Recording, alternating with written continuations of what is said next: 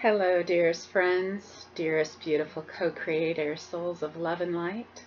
This is Nenari, Princess of the Sea, coming to you with a new video, a special webinar. This webinar is going to focus on the sacred union, the divine sacred union, and its purpose and mission. Now, I'm going to preface this by saying that there are some words that I'm going to be utilizing interchangeably, such as divine union, or sacred union, or twin souls, or twin flame, or all of these, divine heart connection. All of these resonate in the sacred path of sacred union. Whether you choose to call it the sacred path of sacred union of lovers entwined, whatever you choose to call it, you know this divine connection that you have with someone. And that's what I'm going to focus on. I primarily call this twin souls. And if you have watched any of my previous videos, either on YouTube or Facebook, or checked out my websites or anything of that nature, you will understand why I utilize those terminologies. It's not something that is set in stone. Rather, it is simply something that is utilized for a reason. Okay. So with that said, this webinar is about talking about the divine mission and purpose and what that really entails within a sacred union on that sacred path. And it's about so much more than romance. Now, romance can play a part in it, yes. But it's so much more than about just romance, okay? As a soul group, we have, as twin souls, a unique blueprint and purpose and mission within that soul blueprint as our soul group, soul family. And so we're going to discuss what that purpose is and that mission is, and actually how to take the four essences of that divine mission and divine purpose, and how to actually rid of the automatic programmings within our DNA to move into what's known as our RNA. For those of you who have experienced my video on YouTube about RNA, you'll know a little bit about this. If not, we're going to cover some of that in this webinar. So let me just give a brief overview of what twin souls are, for those of you who have not yet embarked upon my videos or know who I am and whatnot. And I'll also give you a brief background about who I am. I am a divine being of light. I am the sacred keeper of the flame of love and light. That is actually what my name Nenari means. And so who I am, I have a whole long list of qualifications, but we'll start at the core essence of it. As a soul, my soul is this divine love and light, as are you. Now, that said, I am also, from an earthly standpoint, in those list of qualifications, I'm a meditational hypnotherapist, I'm a Reiki master, I am a spiritual minister, a spiritual counseling and healing minister. I am also a spiritual mentor, international author and speaker, singer-songwriter. I have a long list of qualifications, and you can always check out my website at diamondlady.net for more about me. And also our Twin Soul website, the Sacred Path, Sacred Union website, which is Natu Nenari, NATUNENARI.net as well. So we're going to get into now what twin souls really are. Okay. Twin souls are one soul in two bodies, simply put. Okay. We share the same soul. We have the same soul song or vibrational resonance, vibrational frequency, and blueprint, energetically, spiritually, soulfully. Twin souls are a mystical experience of a union with God, Source, the Master Artist, whatever you choose to call this, all that is. in which we are already in union with Source, and then we share that completeness with another, and then share that out into the world. Now, this is quite different from earthly relationships. Earthly relationships are usually a pathway to God, a pathway to Source, to the Master Artist. Twin souls already know that they are in union with God, with Source. And again, I will utilize those words interchangeably as well, so be free from being stuck upon such a word as God. Sometimes we have indoctrinational things having to do with God in that sense. When I'm speaking about God, I'm speaking about love, Source energy, that essence of whatever you want to call this energy that has created all that is here on this earth and in the cosmos. So for twin souls, we are already in that place of being in union with God, with Source. And then there are infinite dimensions besides 3D that we experience this in. Now, there's been a lot of talk about 5D and, oh, we're moving into 4D and 5D and whatnot. The truth is that we are multidimensional beings. And it's actually a full circle. We are spiritual beings having a human experience, and within having that human experience, we remember, embrace, and soulfully treasure the spiritual being we are. So it's a full circle. And so from that, we are multi-dimensional consciousness. We are not just 5D, we are not just 3D, we're not just 4D, we are all dimensions, all parallel universes, all parallel dimensions, all of it. Okay? And so from that, our ways of connecting is about meeting heart to heart, soul to soul in that multi-dimensional consciousness. Okay? So for twin souls, what this is that there is a unique connection. And the way Source has given it to me is it's very likened to earthly twins on this earth. Okay?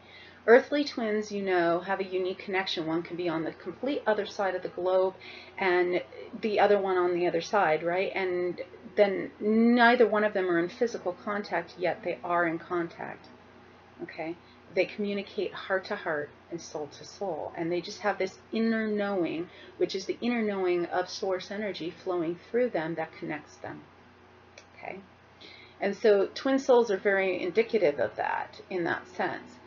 Now, not all twin souls that are in our soul family are here on their last life. Okay? Myself and my twin soul, and there are many of you who are watching this and who will watch this, who are. However, they're not always are in our last life. There are some exceptions to the rule. However, for the most part, most twin souls come together in their last life to complete a specific mission, which we will get into in this webinar. And so those twin souls that come together who are not in their last life, sometimes what they're doing is they're just coming together to say, hello, I'm here, nice to see you again. Now, as a rule, usually, again, there's exceptions to the rule. Most times twin souls do not have many. They are free from having many incarnations together. And the reason is that we work out what we call karma relationships or soul rememberings or life lessons with other soulmates, near twins, and whatnot. Okay? Twin souls utilize the coming together actually for a specific mission and purpose, particularly in their last life. So what tends to happen is they do not incarnate together always in many lives as to keep the purity of that divine love, which we're going to speak about here as we get deeper into this webinar. So twin souls have a specific template. Again, a specific blueprint or template of the sacred union of what pure divine love truly is. We are the spiritual ambassadors in service to humanity.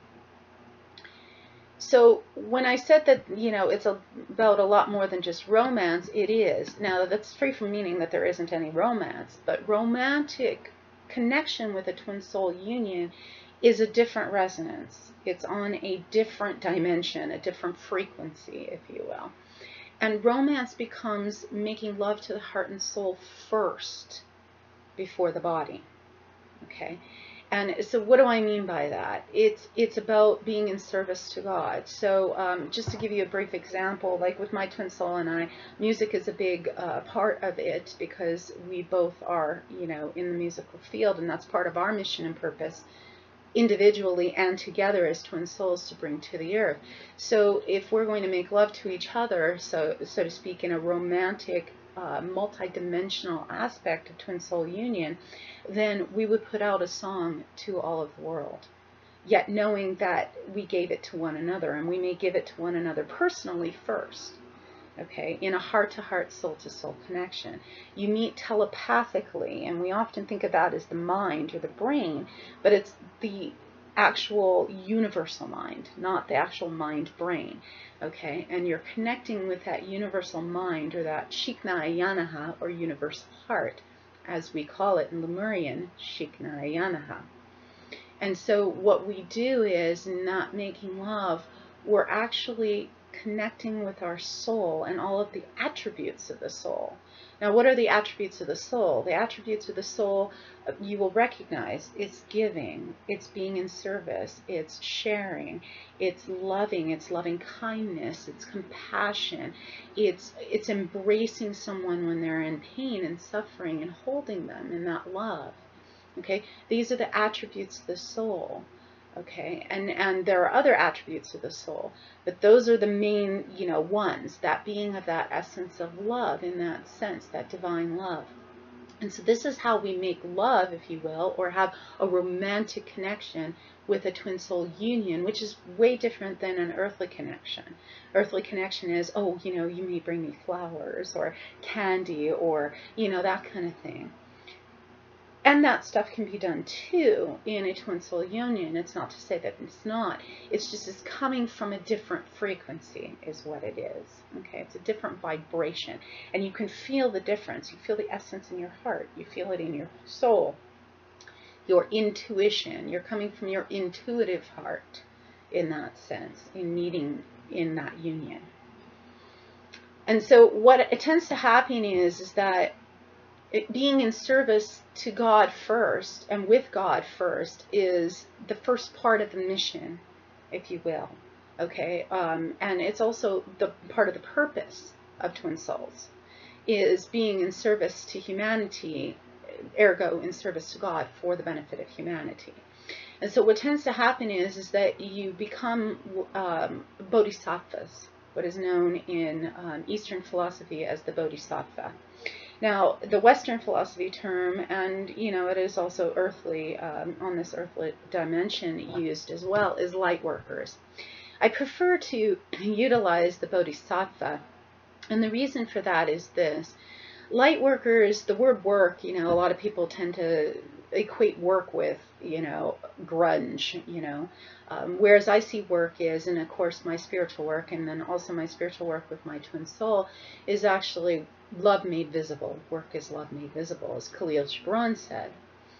That said, a lot of people tend to think that light work has a lot to do with other aspects that become not of love.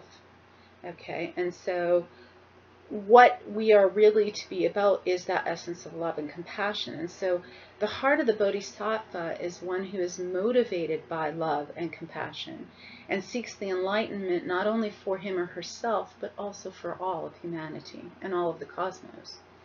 And the bodhisattva realizes that he or she, the only way to have that happy and in attaining full enlightenment is when all are enlightened. Okay, and that there is only one consciousness within that. And so such can be done in a variety of ways. You can be a teacher, you can be a garbage collector. Any way in which you're giving service, including the twin soul union, is that sacred union, that divine union, is being the bodhisattva. Okay, so interestingly enough, this is part of the whole main purpose why twin souls exist and are here, is to bring that divine love. That is our divine purpose of our blueprint. We are here to love from the soul and all of the attributes of the soul, rather than trying to get something from someone in terms of love. Earthly love that is prevalent on this planet is that, oh, boy meets girl, boy finds girl attractive, you know, girl finds boy attractive, and there's this chemistry, okay, that's going on, and a biological thing, which is perfectly, you know, physiologically perfectly normal and part of the body process, part of the love process. But what divine love really is that beyond that. It is understanding that union is about, and divine mission and purpose is about, coming from the soul and the aspects or attributes of the soul. And this is how we fall into soulful love. So soulful love is when you look at this other being and you see God, you see Source, you see the Master Artist. And that is the basis of your love, and your making love, your romantic love, is you're making love to God when you're making love to this being. Okay, that is your twin soul, or your twin flame, your divine union partner, your heart connection. This is what it means. So instead of boy meets girl, boy finds attractive, you know, girl finds attractive, there's that chemistry. No, when you actually see this being in front of you, you see not only yourself because you're sharing the same soul, but you're also seeing the essence of God.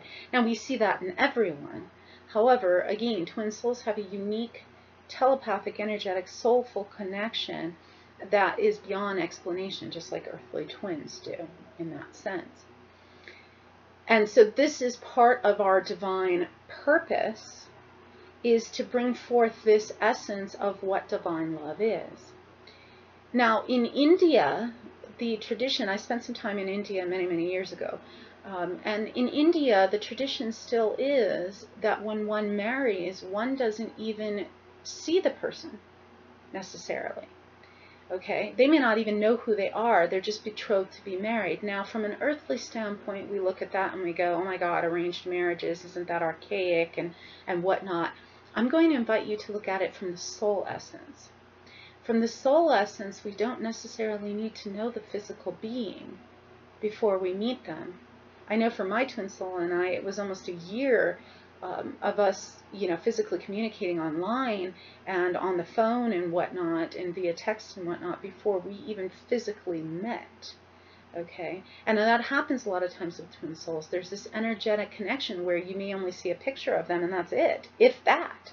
Okay, and you have that energetic connection. And so usually what happens in India in a marriage, they may not even know each other. Okay, but they're betrothed, and when they actually marry, what they do is they wear a mask. They put on the mask of Radha and Krishna. And what that is and the reason for it is it's not some archaic thing. It's actually because you are being asked to love from the soul and marry a soul, as opposed to marrying a physical being because you're physically attracted to them. Okay, so it becomes a soul-to-soul, heart-to-heart connection rather than the earthly body, and that's what comes first in a divine union or a sacred union. Okay, and so your mission then becomes for God. It is given to God, and it's from God, and it's for God. Okay, for love. So you're doing things for love. You're not doing it because you want to win favor from the one you love, or you're trying to get them to love you like in an earthly relationship. Twin soul union, divine sacred union, is all about giving to God. Even though you may be giving to that person, you may be doing something for that person, it's really for God, from God, to God. Because you see that being that you are in soul connection with as God, okay, as source, as love. So now within that, it's about sharing your completeness. Okay, divine union, in the purpose of what divine union is a union with someone in the sense that you already see them again as God, and you are sharing your completeness. So in other words, both of you see yourselves and one another as whole, perfect, complete, and beautiful, simply as you are. Okay, and then it becomes a relationship or union. Again, I utilize relationships. Some people have issues with the word relationship and union, and they think they're two separate things. I use them interchangeably because just as there are many names for God, love, source, there are many names for this union as well. So this sacred union, this sacred relationship, in relating ships, your two ships coming together, relating, it's about living together then and sleeping together and being together day by day, where you just love to love. Again, it's that soulful love. You love because you love loving, and you just simply love to love. And it's two souls being very conscious within this, in a spiritual maturity of loving to love. And it becomes very blissful and very compassionate between the two of you. And then the mission is to take that love and bring it out to the world. Bring it out to the earth and to the cosmos and to God. Okay, and so these are the four pillars that we're going to talk about. Okay, the essence of divine purpose and mission within twin soul union has to do with love of God, source, the master artist first.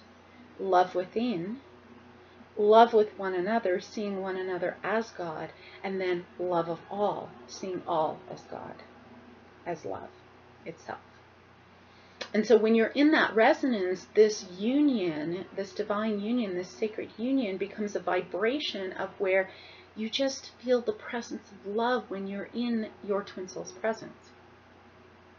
It's not because, again, it's not like, oh my God, I'm so physically attracted to you. Yeah, they may be, very well, you may be physically attracted to them. But it's not about that. It's about that when you're in their presence, you feel the divine presence of love, of God itself. And so it's not about them coming to complete you. You're already complete within you. They're here to assist you in the revelation that you're already complete. And that you are this completeness and they are this completeness, and you mirror that within one another. And so it becomes very juicy and very engaging and very at one-ment, or a union. This is what a union means. Okay? You are moving in union then, in that revelation of the completeness of who you are.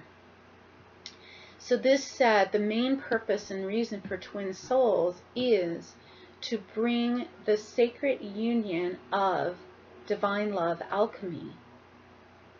Okay, and so we're going to delve into the essences of this divine alchemy, because there is a process that is to be gone through, and you go through it, and you go through it, and you go through it. And many of you who are on the twin soul path already, this sacred union path, you already know this sacred path as it is. And so this delves into what the mission is, because twin souls themselves are free from having karma. What has happened, though, is they've gone as far as they can on their own, in their own individual missions and purpose of seeing themselves as whole and perfect and complete. And then the alchemical process comes through so that you can do what it is that you need to do of your mission. Okay? So we're going to move into what this mission really is. So the purpose is of coming together as twin souls is to bring the divine blueprint of what divine love really is. Okay? And the aspects of the soul, soulful love. Falling in love, of falling in soulful love. Okay? Now the purpose of it is that. And then the mission is within spiritual alchemy, okay, soul alchemy. All right, so the alchemy, again, we'll go over the four different essences. Love and sacred union with God, source, the master artist. Love and sacred union within. love and sacred union with our twin soul, or our divine partner, our heart connection, and then love and sacred union with and of all.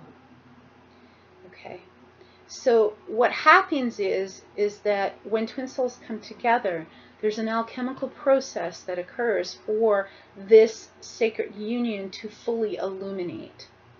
Okay, and what that means is getting rid of all that's not love, or all that appears to not be love. Okay, and so there are dysfunctions and old earthly templates still within us as individuals, and then also as the collective, that we are to transform from the DNA into the RNA.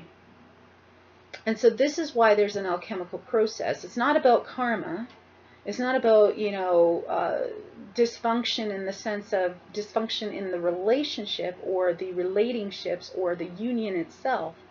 It's that we are cleansing the DNA not only for us individually and together as the twin soul union in physical body form, we are also doing that for all of the collective, so that this divine blueprint of what divine true love, of pure love, can come through.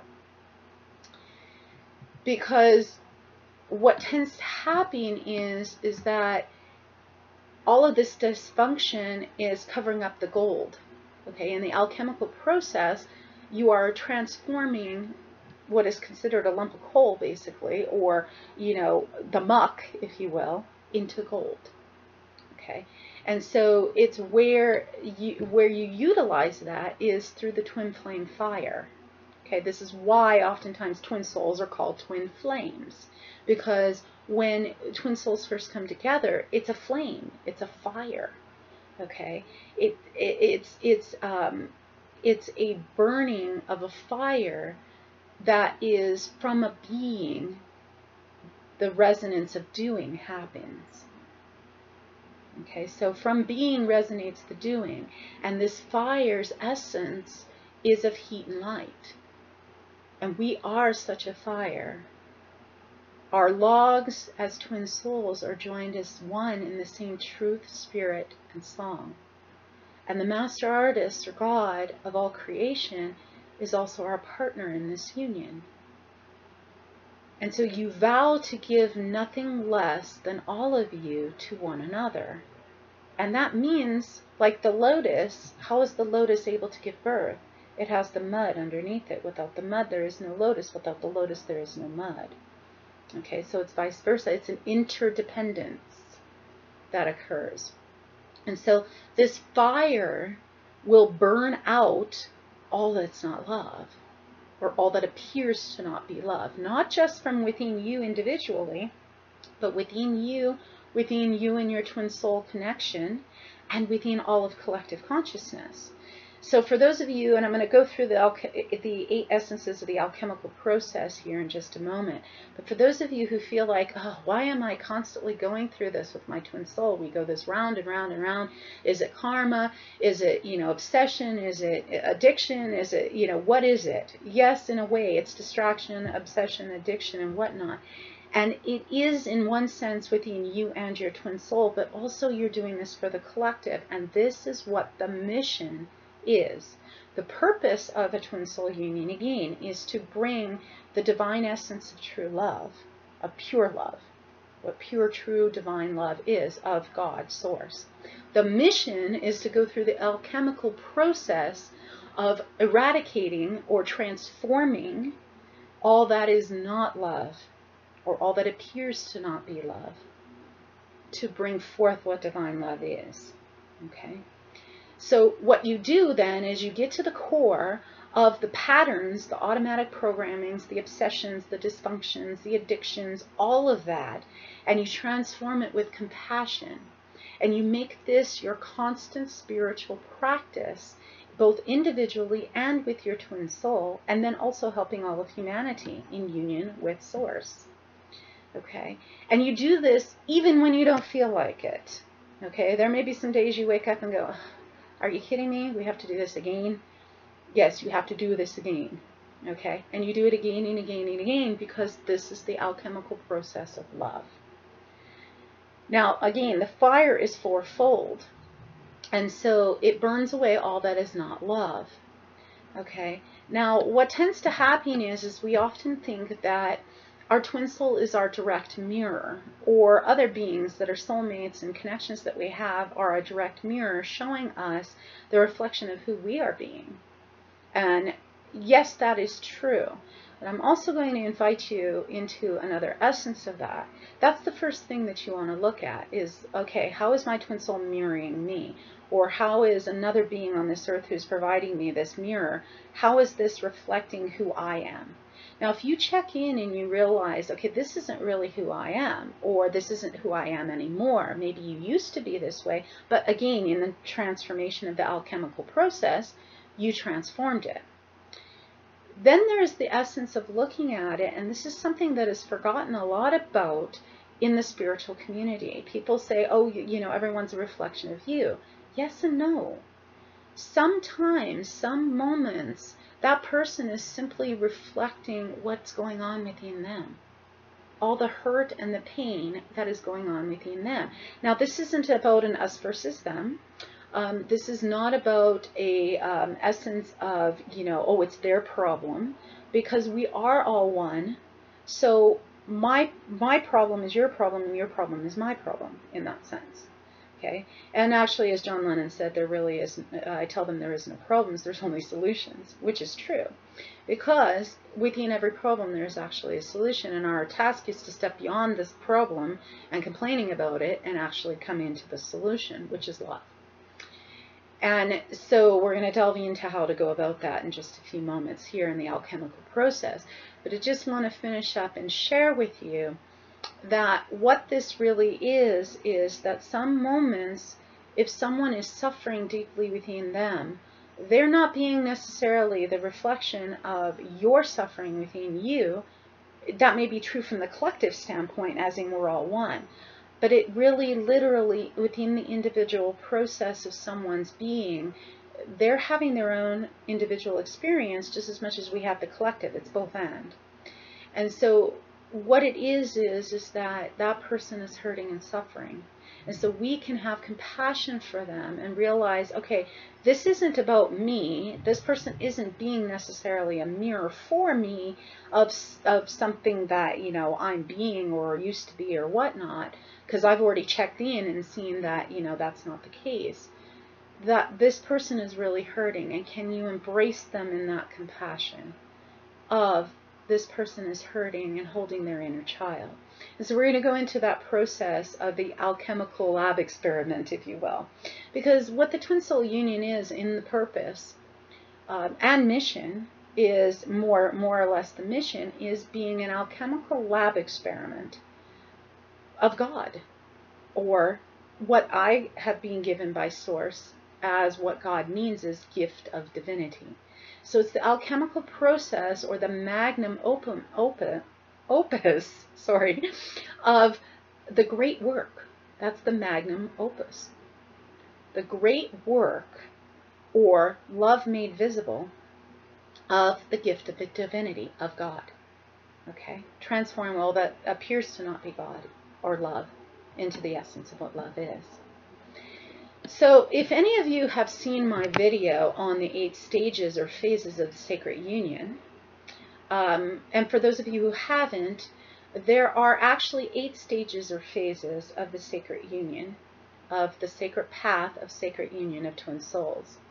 There have been videos out there about only 7 stages or phases in correlation with some other things. I have seen it and have been given the wisdom from the master artist as 8 stages or phases. And so I'm going to go through these 8 stages and phases, and these 8 stages and phases are in conjunction with the alchemical process. Okay, so I'm going to bring them forth together to share with you now as part of what the mission of twin souls are.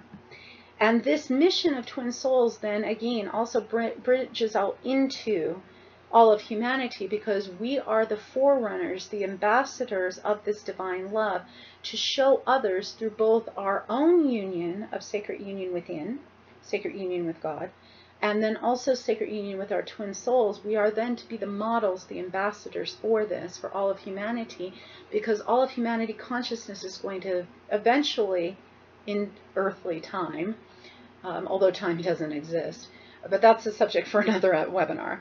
That said, we are the ambassadors to bring forth this divine energy for this shift in consciousness into what divine partnerships really are, divine union, sacred union really is. So the first stages and phases, and first I'm going to give a little disclaimer to this and say these stages and phases are not, okay, you go through this stage and then you're done and then you go into the next stage. They're entwined. Just as we are multidimensional beings, we are multidimensional in this. So there are going to be aspects of the soul that come in and aspects of the human consciousness that come in various layers and various ways. So this happens in a multidimensional process. So you may repeat stages, you may entwine stages and phases. It's not a linearity type thing, in other words. So I'm going to ask you to open up multidimensionally and see this from a multidimensional perspective, as opposed to linearity where you go from one phase to another phase to another phase to another phase. They are entwined. Okay, and sometimes they overlap, and sometimes they all happen at the same time, or several happen at the same time, and whatnot. So that said, the first two phases are what's known as, or stages, are what's known as precognizant awareness, or precognizance awareness of the other, of your twin soul, through dreams, visions, and other synchronistic occurrences, signs, that either one or both of you happen. It happens too, but you may or may not be aware of necessarily before physically connecting. In other words, you have a dream about someone, but you don't necessarily know that it's your twin soul. You may be having a lot of visions or signs or synchronicities occurring, but you may not necessarily know that this is a twin soul or a divine union or a sacred path union, sacred union. You just know it's someone who's calling to your soul. Brief example of this, I had this happen many times from childhood, but the most recent one before my twin soul and I connected was literally during a near-death experience I had 10 years ago in 2005. In fact, almost exactly 10 years ago to the day that this webinar is being launched. And when I had this near-death, I was in emergency surgery. My gallbladder was being removed because I had detoxed the body, clear of all gallstones except for one that was almost the size of the gallbladder. And so I was rushed into emergency surgery to have it removed. And they cut my artery on the first incision, and I bled to death. And I was flatlined for a little under or over 5 minutes. And during that time, I had a soul come to me, which of course in precognizant awareness, I did not know who it was. I just knew it was my heart and my soul, and I journaled about it afterwards coming out of the surgery. And I said, it feels like my heart is with me. And this person, this soul, said one thing. He said to me, when you're ready, I'm here. Okay, so that's precognizant awareness. Okay, and the second phase or stage that kind of coincides with that is soul recognition and temporary spiritual awakening, which occurs when you first come together. Okay, whether that's via the internet, whether that's in person, you know, when you first connect in some sort of physical way, you know, via writing or whatnot. Now, both of these stages and phases are actually the beginning of the alchemical process. And it starts with what the alchemical process seems to end with. Okay, so this is how it brings it full circle, and technically there is no beginning and no end, which is what is known as the Philosopher's Stone. The Philosopher's Stone is, in essence, the reunion or harmonizing that occurs that we already know that we're in union. Okay, and so that's why there's this precognizant awareness. This precognizant awareness and soul recognition of this spiritual temporary awakening is this aha-ness, and some people have called it the bubble phase. This is this aha-ness of this deep inner knowing of harmonizing within and with our twin soul that knows we're already in union. And so the signs and the synchronicities are there. And it's at a very deep level, even though it's called precognizant because we don't fully have it embodied yet. The soul knows, but the body hasn't completely embodied the soul within the body. Okay, and so we'll get deeper into the Philosopher's Stone as we get down deeper into the harmonizing phase. But that's just a little overview of those two stages in that sense. Now, the biggest ones for the alchemical process is what the core essence of this mission in the transformation of the lead or the muck into gold, which is the testing phase or stage. Now, in alchemical process, that's known as the calcination. Calcination is the process of heating a substance in the crucible or over an open flame and reducing it to ashes. So you can see why, again, the twin flame is called twin flame. Twin soul essence is that heating over that crucible. You're being crucified, in other words. You're being crucified so that you can come into resurrection. Now, I'm not one to be of Jesus in the sense of the Bible. I'm not a Bible person, but my doctorate that I do have is within world religion and spirituality, among other things that I studied. And so I do resonate with the essence of all religion, which is love. The core essence of it is love. And so Jesus is a symbol or a metaphor for us when we're in the crucible of being crucified.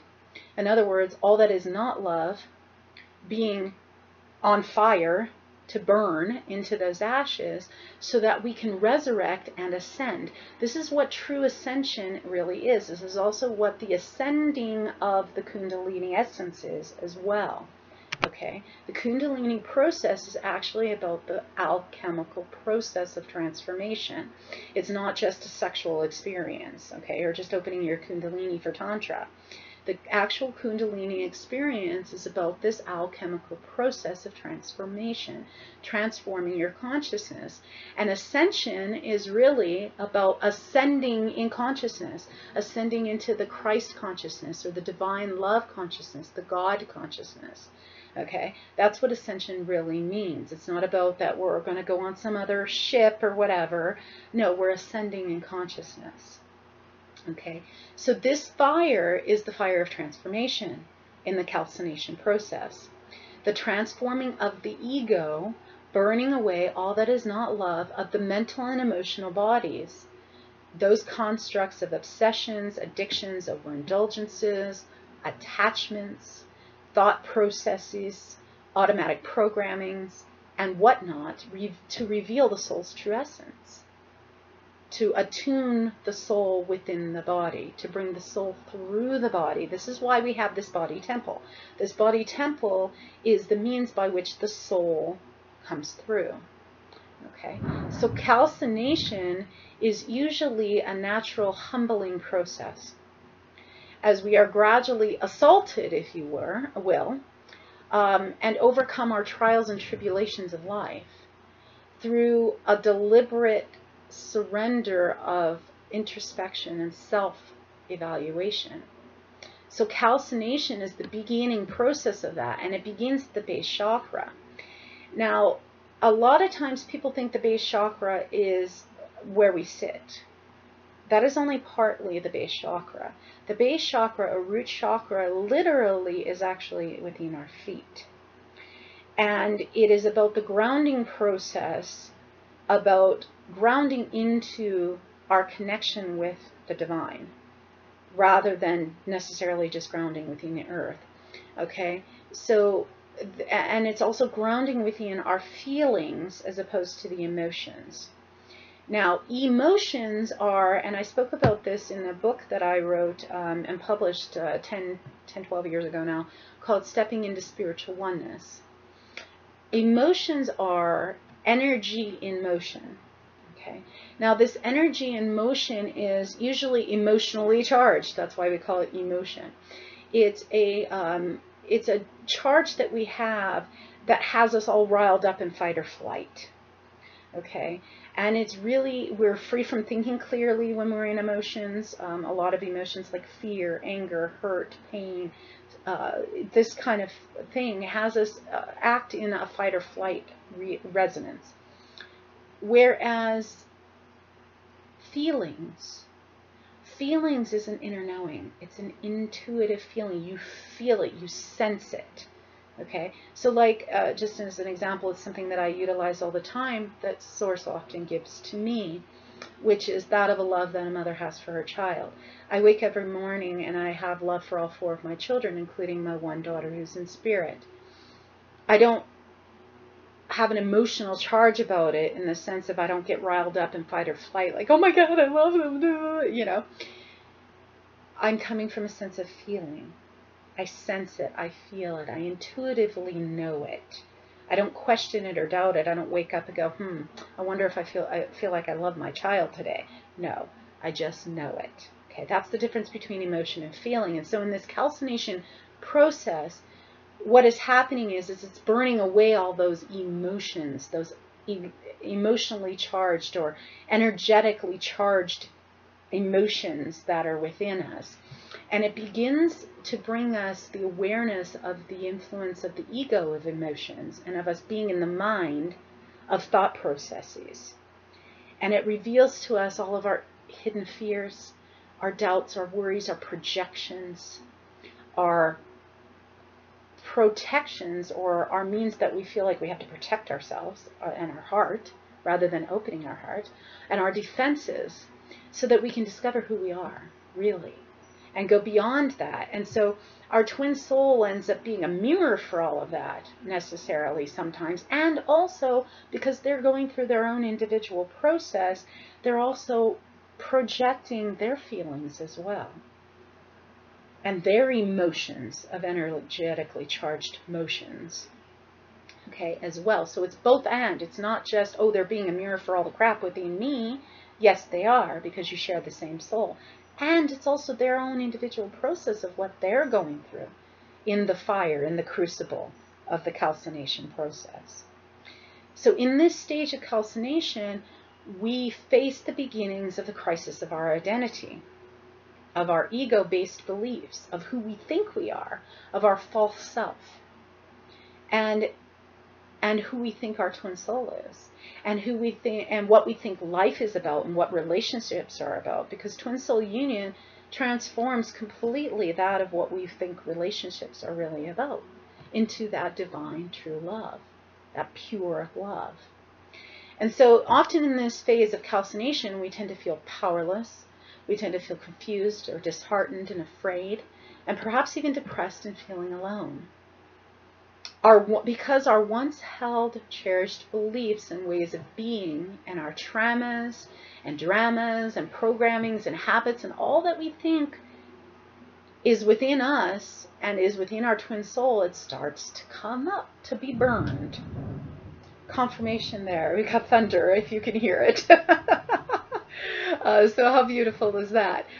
So what is happening is that it's all coming up to be turned to ash, to be in that crucible of that fire, to be burned. So you can be thankful for burning with one another and to rebirth anew of what your soul really is and all those attributes of the soul. And of course, it doesn't feel like all of this in the sense of being grateful for this happening when this is occurring. Suffice it to say, many people avoid this process and they run away from their twin soul, which we'll get to that in the next in one of the next stages. Because then what happens is the next stage and phase, which is the crisis. And in alchemy, in the alchemical process, this is known as the dissolution phase. Now it's called dissolution. I call it dissolution, putting the soul in it, of S-O-U-L. So this dissolution process is the calcination process itself, but it involves going deeper, okay, and being placed deeper into the fires of this crucible for the transformation of the ego and the transformation of our trials and tribulations in burning away what is not love, of the mental and emotional bodies, and all of these processes of addictions and obsessions and attachments and all of the thought processes about our thought processes. Okay, this represents, the dissolution phase represents the further breakdown of all of these artificial structures of the ego and the total immersion in the unconscious and the non-rational rejected parts of our minds. Okay, we literally go out of our mind, and this is a good thing, because in dissolution we're dissolving the mind, or that mind thinking process, and getting into the heart process and the universal mind, or the Sheekna Ayjana. So in this dissolution process, we're also dealing with core wounds of abandonment, rejection, self-hatred, not being good enough, fear, doubt, worry, all of these kinds of things. And it is when we allow that in the unconscious or subconscious to surface, to be healed, or rather for love to be revealed within it, it is the opening of those floodgates then, and the generating of new energy of the waters being held back. Dissolution can be experienced as a flow then, also as a bliss, because you start in, as you start burning away in this crucible, you start feeling the engagement of creativity starting to flow through you. You start acting from a place without traditional judgments or personal hang-ups or established hierarchies.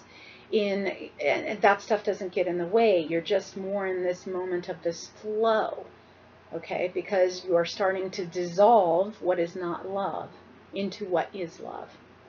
Now, this dissolution process, very similar to the calcination process, is often a very painful process, and this is why it's also called the crisis in the twin soul union. So it's like you are having a healing crisis, and so it's like when you have a healing crisis, you have the flu, let's say, and so you know when you get the flu, you get sicker and sicker and sicker before you get better.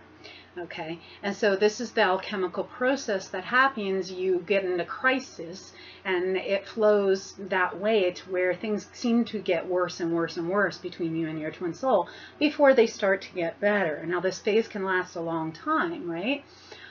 It's often a painful process, and there's a sense of pain and also, a sense of suffering. And there's a difference between pain and suffering. Pain is inevitable. Suffering is optional. Pain is you get a cut and ow, it hurts. Suffering is, ow, it hurts, but I'm going to tell a story about it. Like, oh, I can't believe what happened when you know, I got this cut and it was his fault. He did this, and if I wouldn't have done that and whatever, that's suffering. Okay, or holding on to it for 10 years, and 10 years later going, you know, I remember this scar, I remember getting this cut, and, you know, it was his fault, and blah, blah, blah. That's suffering. Okay, so suffering is the thought processes that we create in our mind about the pain.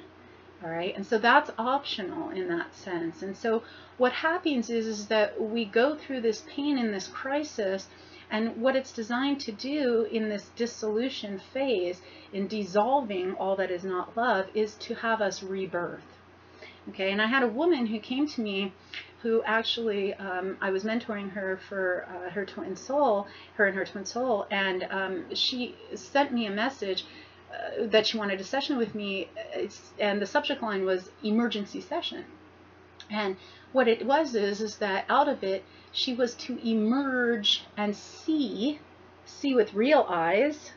Okay, our real eyes are actually seeing with the eye of the heart and seeing with the soul eye. Those are our two real eyes. Okay, rather than these eyes that see the projections and illusions of, you know, ego. And so I asked her, what is getting ready to emerge through you or give birth through you?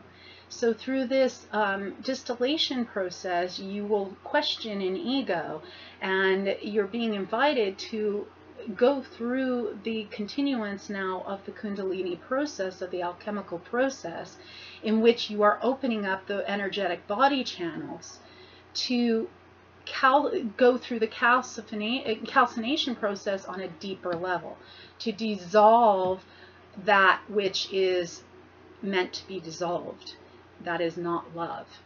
Okay, and so when we're in this process, it may show up as that we're feeling more frightened, more fearful, fear of the unknown, panicking, anxiety, obsessions, addictions, all of that's going to come up. It may also show up in the way our twin soul treats us, or the way we treat ourselves, or the way we treat our twin soul.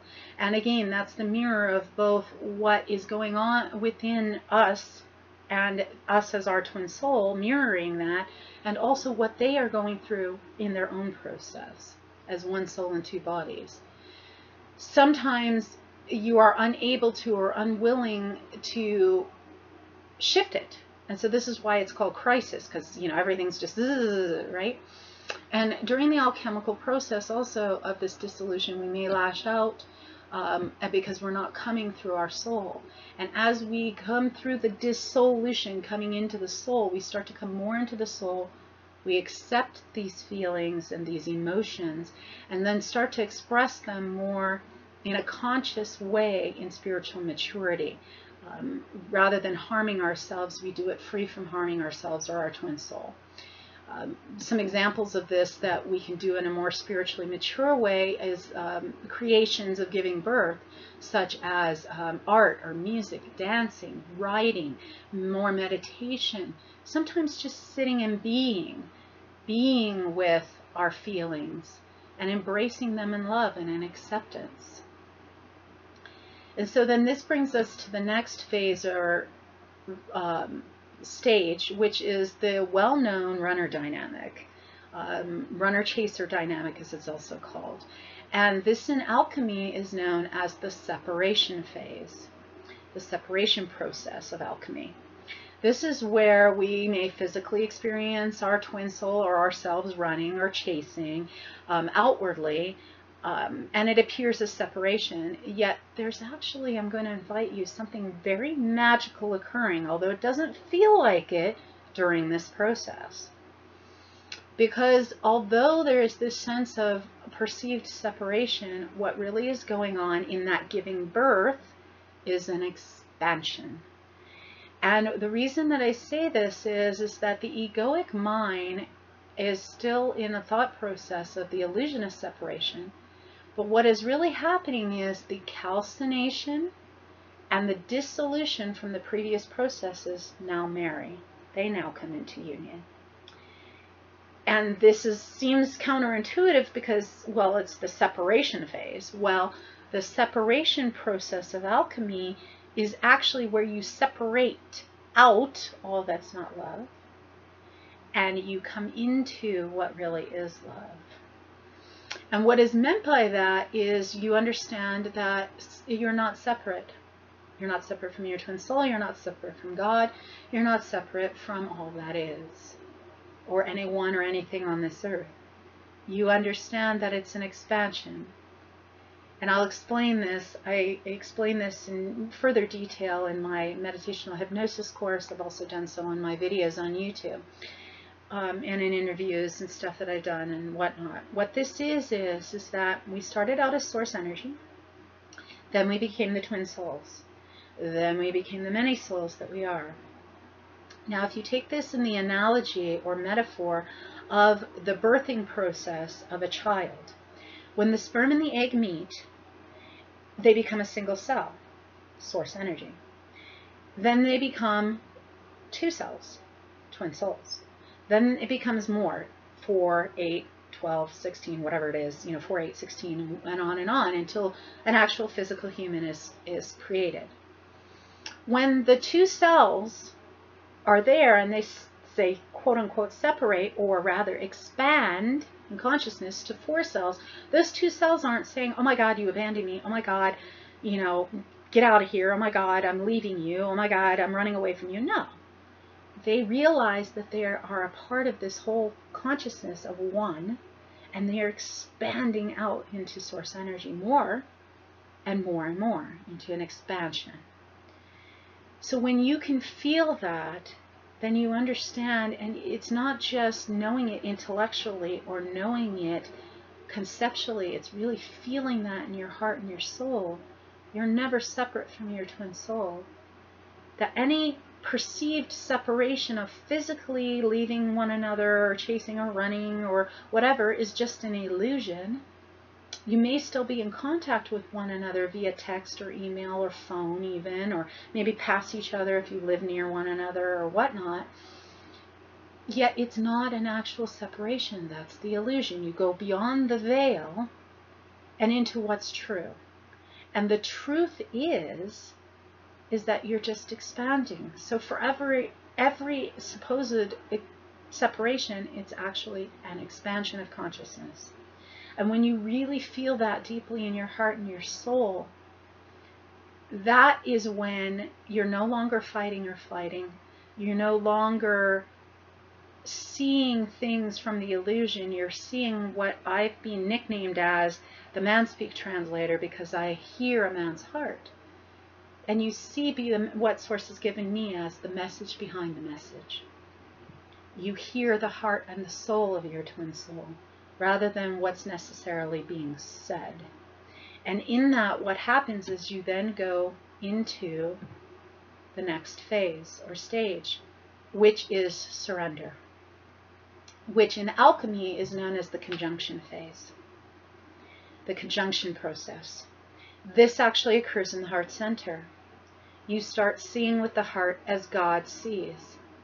You start surrendering into the amalgamation of the divine feminine and the divine masculine within you, within your twin soul, and within all, and you see beyond the thought processes, beyond the hurt and the pain, beyond the emotions, into the feeling or sensing, the intuitiveness of the heart. This is where you open your heart to self-acceptance and to full acceptance of your twin soul as it is, as he or she is. There's no pushing, there's no pulling, there's no fighting, there's no leaving, there's no what is or what isn't. Because in love, there is no debating. You're no longer debating or questioning you or your twin soul or even God. You're just resting. You're surrendering and resting. You're surrendering to God. You're surrendering to all that is. You're surrendering to your twin soul. You're surrendering to your own soul as you in your own individual consciousness as well. You're in the moment of just what is. You meld in this sense of ease and of love. This union in conjunction takes place unconditionally, no conditions. Mistakes are then seen as mistakes, or where you're taking the time to miss the mark, if you will, because that's what the actual word sin is. Sin just means to miss the mark. Okay? And so you take that moment to realize, in real eyes, seeing with the third eye and the soul eye of the heart, the God essence. Because God does not sit there and say, Source does not sit there and say, well, I'll love you if you act this way, if you say this, if you do this, if you be this. Or if you don't do this, or don't say this, or don't, go here or there, or what have you. God loves all of us in our totality. So in the surrender phase, this conjunction phase in the alchemical process, you come into seeing as God sees. To utilize the metaphor and the analogy of Jesus, again, I'm free from being about the Bible. My doctorate is in the study of world religion and spirituality, so I understand and know the essence of all religions, which is love. And Jesus taught love. And so Jesus saw the adulterous woman who came to him when the Pharisees brought him, as God saw her. God didn't see her, and Jesus then did not see her as some adulterous woman who did a sin or mistake. He saw her as the essence of love. And what was the first thing that he said to the Pharisees? He said, ye who is sin-free, who has no sin among you, be the first to cast the stone upon her. So in this conjunction phase of the alchemical process, what you are doing then is you're seeing as God sees. Jesus healed the sick because he didn't see them as sick. He saw them as the pure essence of love that they are, already healed. And he said, take thee bed up and walk. This is what is meant by this. And when you come into this conjunction phase, this surrender phase, you surrender to seeing as God sees. So you see yourself, you see your twin soul as this essence of God, not for the bad behaviors that they did or said or whatnot, nor do you see yourself as that. You see as God sees, with real eyes. Forgiveness, giving thanks for the gift of everything that you've gone through in this alchemical process, and you see in right seeing. Ram Dass went through this with his guru because his guru Maharaji used to say to him, love everyone and tell the truth. He didn't mean tell the truth of, oh, you're bad and you did this and you did this and you said this and you acted this way and I don't love you because of it and I won't be with you because of it. No, God bees with us no matter what. So the essence of pure love, of divine love, is seeing and right seeing. Okay? Seeing the truth of the soul. Those qualities or attributes of the soul, of loving kindness, compassion, giving, sharing, that our twin soul is and that we are. And then sharing that in upliftment with our soul, with our twin soul, with ourselves, with Source, and with all. Singing your soul song. I do soul song sessions in the satsang of the heart. Satsang means to sit in the truth of who you really are.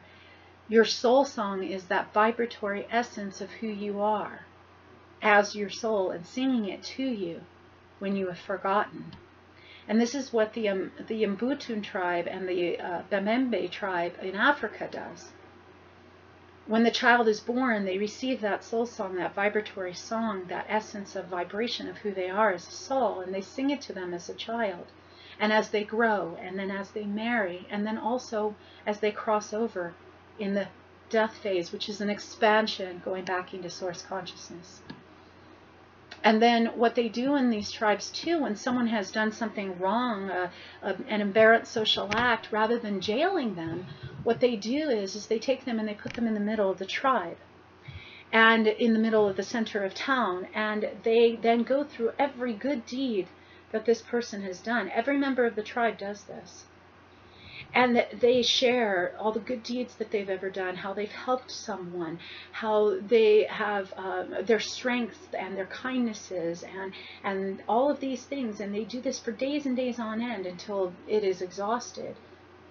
And they uplift this person. And then instead of banishing them, they welcome them into the tribe. And there's this huge celebration with food and everything else, because during this tribal ceremony, all work and everything stops. So in the surrender phase, the phase in which we have surrendered in conjunction, we then are seeing our souls. Even when we're confused, we see ourself, our soul individually, and our twin soul, and then all in this manner. And we're an upliftment of the attributes of the soul. And so then what happens is we step into the next phase or stage of the alchemical process, the twin soul union, which is self-realization, illumination, and radiance. And this is what's known in the alchemical process as the fermentation and distillation process of the alchemical transformation. So during this process, we may feel this exalted state of consciousness illuminating and radiating from the previous phase of seeing our soul, our twin soul, and others as God sees us, and living and being from that phase. So while we're in this exalted state of consciousness, there's still some fermentation. To ferment means to sit and ferment. To sit and amalgamate, if you will.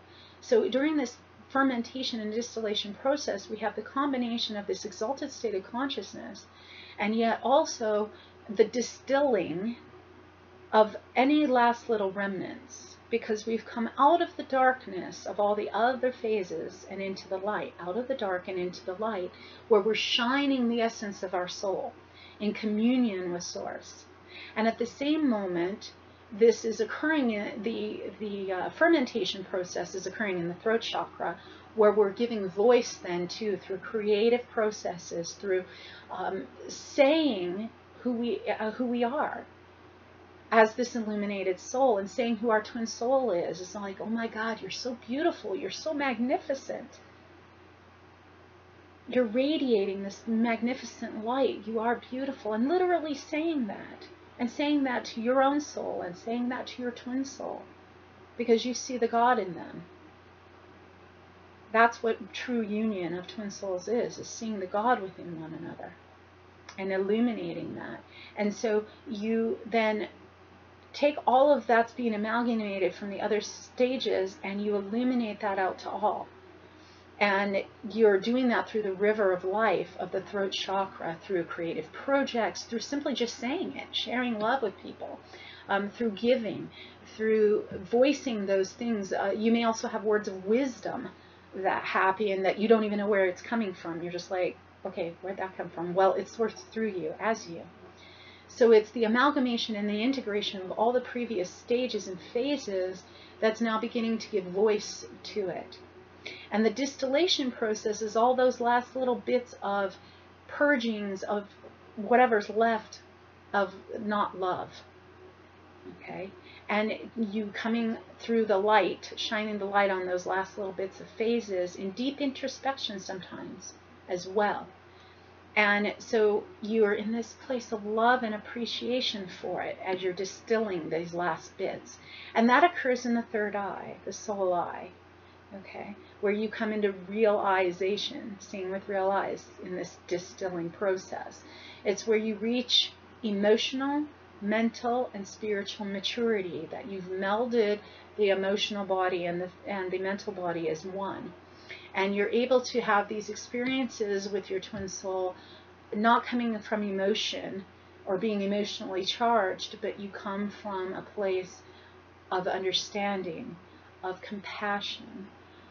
All of the challenges from the crises, they're now integrated, and you do it from a softness and a higher vibration of guidance, and being honoring and appreciating for all of it. And it becomes a balance. You're coming from a place of balance and emotional maturity and spiritual maturity.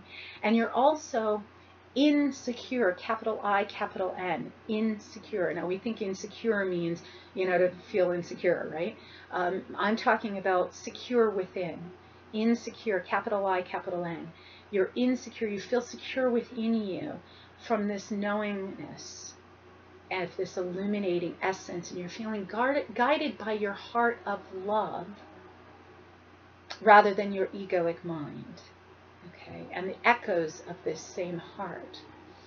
Now, in Song of the Princess and Song of the Troubadour, my twin soul wrote Song of the Troubadour, and I wrote Song of the Princess, and there is a prayer that is in it that says, may your heart be guided by love, and may your songs echo this same heart. That's what the illumination phase, or this distillation and fermentation alchemical process, is about.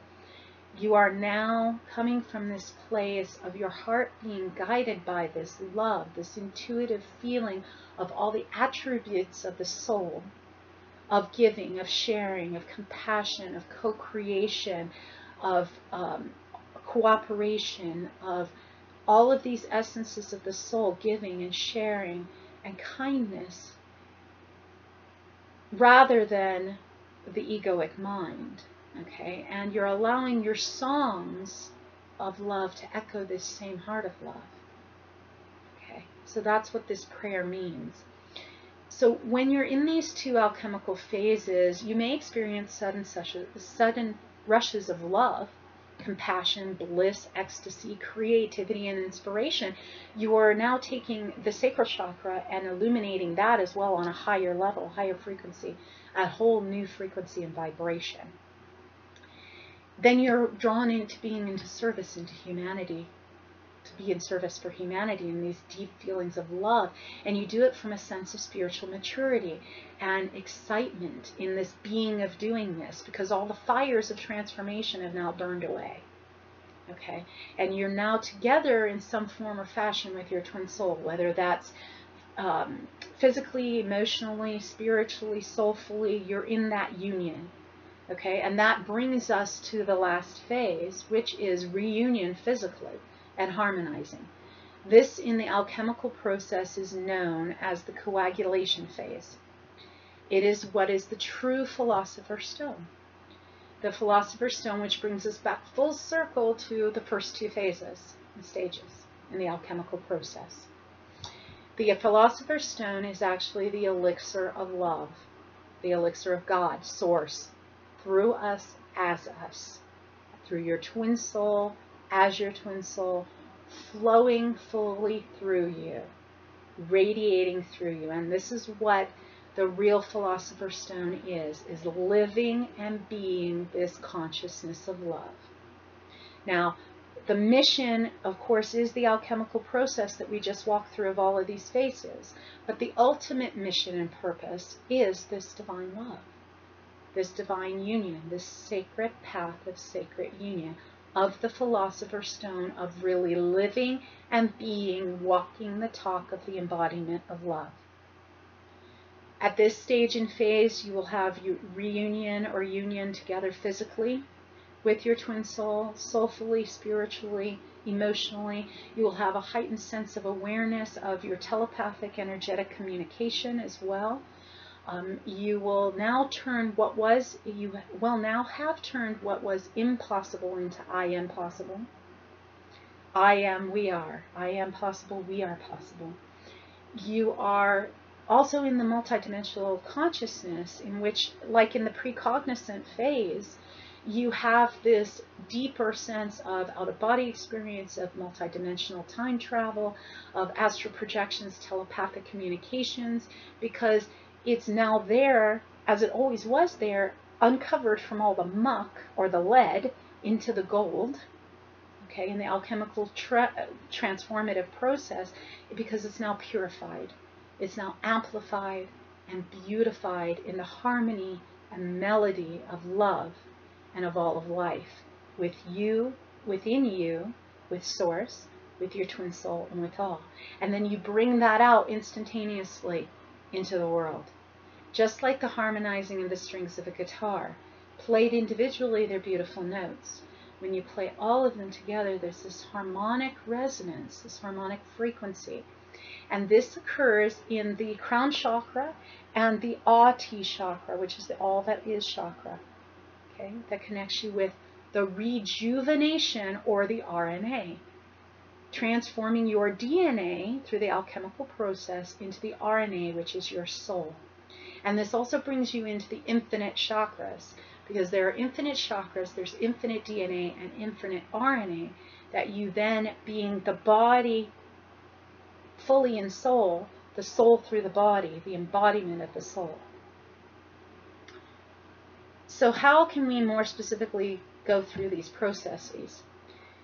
Through the tween times of one phase to another in the alchemical process, we are then creating the divine template of releasing all of the old templates to bring about what divine union really is. Sacred path, sacred union, the sacred union of love. We're here to then realize the chosen ideal within ourselves, within our twin soul, and within all. And it becomes a heros gamos, the sacred act of sacred marriage between twin souls, which is also known as the sacred act within Tantra, or the sacred sexual act. But this is now the Tantra of the soul, okay, as well, in which you remove the substances of all that is not love into what is love. And it's that sacred marriage, that sacred union. And so if you are in the runner and chaser phase, or, you know, what is known as the that phase in alchemy, if you're in that process and you're taking out or removing one or both of you out of the process, then that stops the process. So even if you fight through it, where it can be frustrating at times, know that this is all part of the process, because it's free from being about believing in twin souls or not believing in twin souls. It's about the experience and the process, coming into that hallelujah, like that hallelujah song. It's very profound to be this alchemical process, because we are the forerunners to pave the way for humanity of what divine love in mission and purpose is. So I now will share with you, just in closing, that our DNA and RNA are our blueprints, and they are not the choice makers. You are the choice maker. See, it's being said that our DNA is just, our genes, and oh, that's that, right? And we just have to live with it. No, you have the ability to program your own DNA and program your RNA in remembering who you are and rejuvenating. You are the master key to all of it, to transform your thought processes into the alchemy of love. Okay? And so you are the one, and this is what it means to create your own reality. Okay, so I'm going to use this in closing to say for you that I have a specific program. This is the meditational hypnosis program. I have been teaching it for many years, on and offline. It is now available online, either through snail mail or through online download. And it is an intensive course, 4 sessions of audio, which is 9 hours total teaching time, and also 4 files, big files of both research and channeled wisdom of specific ways to transform all of your addictions, obsessions, anything you're struggling with in your life. To transform your DNA into your RNA with specific techniques, okay? Specific thought processes. This is the amalgamation of what meditation is and hypnosis is, okay? And it's called meditational hypnosis so that you can transform your life through this alchemical process in more specific detail. It also has 21 audio files with specific music that's being created by my twin soul, in 528 hertz resonance, but also with specific hertz frequencies that have never been before on this earth created. I have developed a specific hertz frequency that is that hearing behind the hearing, hearing the message behind the message type thing, hearing into the heart, into the soul. And I have that embedded in these frequencies, and then I've also amalgamated the frequencies of the Solfeggio, of the Schumann resonances, and all of them into one. Okay, that, as far as I'm concerned, as far as I know, has never been on this earth. You can go YouTube and find stuff on all the different hertz frequencies and whatnot, and they are specific one frequencies, not all of them amalgamated together. So I've created 21 specific files that you can listen to help transform your essence, and then the actual meditational hypnosis technique to actually help transform these thought processes and obsessions, addictions, anything that you're struggling with in your life, not just having to do with relationships, but career, love, anything that you're looking to transform.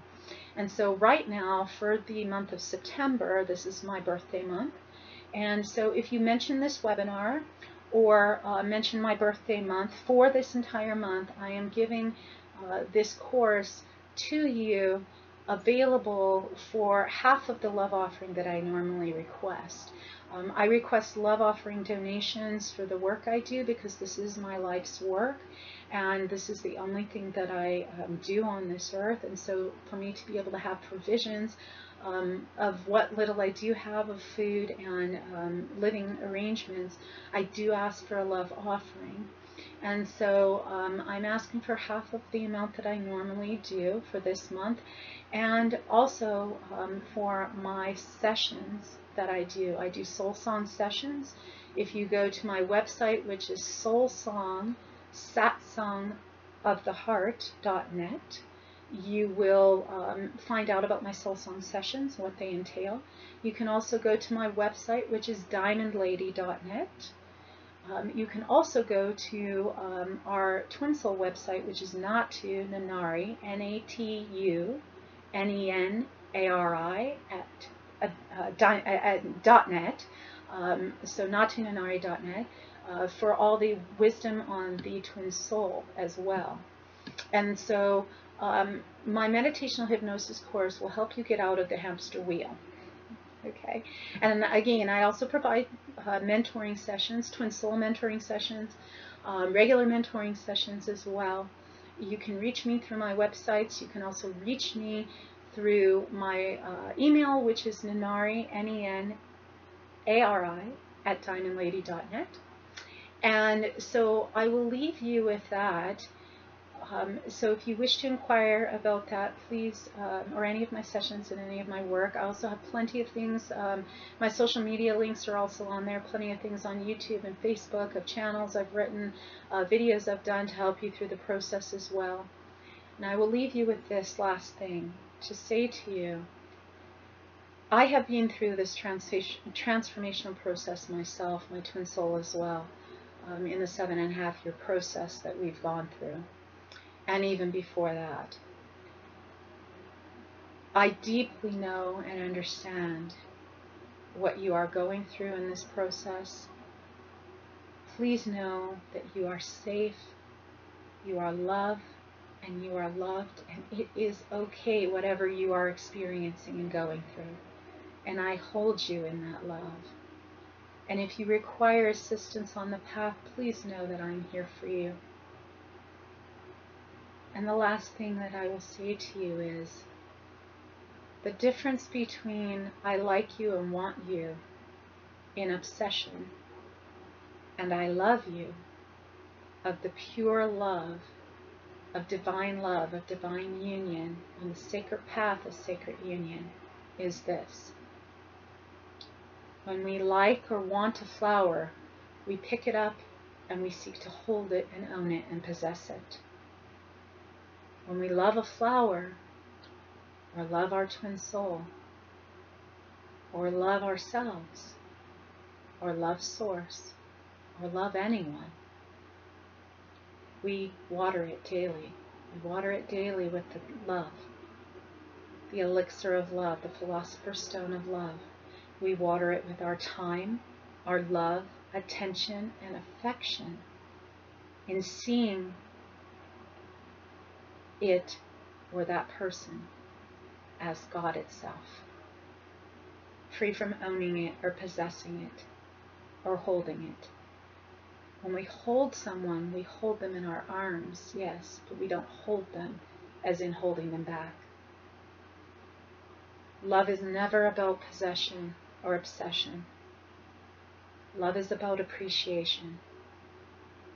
So I invite you today, this moment, what is it that's getting ready to get birth through you, to emerge and see through you?